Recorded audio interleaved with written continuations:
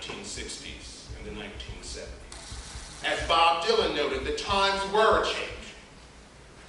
In fact, during the 5 years preceding the founding of the Black Panther Party, there was a great deal of political activism and setbacks, cultural developments, and progressive legislation passed to improve the life chances of Black people. May 1961, an interracial group of activists affiliated with the Congress of Racial Equality embarked on freedom rides to challenge continued segregation in interstate transit. In April and May of 1963, the Southern Christian Leadership Conference carried out Project Confrontation in Birmingham, Alabama, demanding an end to downtown discrimination or segregation in downtown department stores and restaurants, and the elimination of discriminatory hiring practices in businesses throughout the city. August 28, 1963, the March on Washington was held with over 250,000 people in attendance. Of course, Martin Luther King Jr. gave his famous "I Have a Dream" speech there. January 1964, the 24th Amendment to the Constitution is ratified, eliminating the use of poll taxes as a prerequisite for voting. In August 1964, the Mississippi Freedom Democratic Party attempts to unseat the all-white Democratic Party delegation in Atlantic City, New Jersey, at the Democratic National Convention. John Coltrane released "The Love Supreme" in 1965. In 1965, riots erupted in the Watts section of Los Angeles. Throughout this entire period, of course, African and Asian nations fought to overthrow their colonial masters in Europe. So the Black Panther Party entered this era of dynamic change as a radical African-American political organization. As I'm sure many of you remember, it's established in 1966 in Oakland, California, by Huey Newton and Bobby Seale.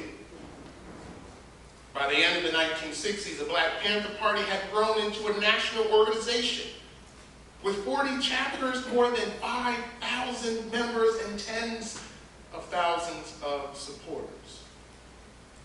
In the opening months of 1969, two organizers, Jose Gonzalez and Erica Huggins, created a structure for people to join the organization and attempted to organize the East End section of Bridgeport, Connecticut. In March, the Connecticut Party headquarters relocated to New Haven. One of the most effective new recruits was Warren Kimbrough, a local activist. And for him, the Black Panther Party was a vehicle for change, and his experiences and his street credibility made him an important part of the New Haven Party.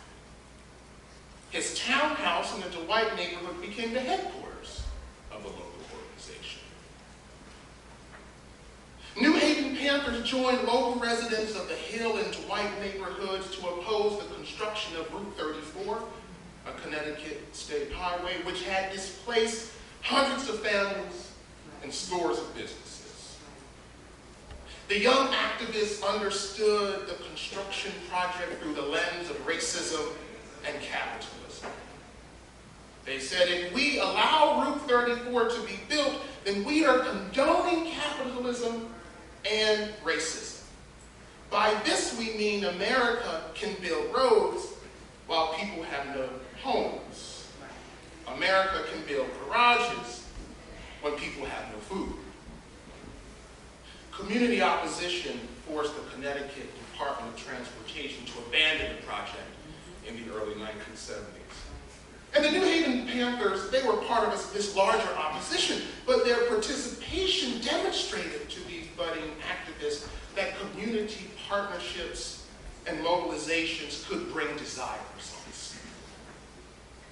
In spring 1969, in addition to opposing Route 34, Erica Huggins offered classes on Marxism and Black Panther Party ideology.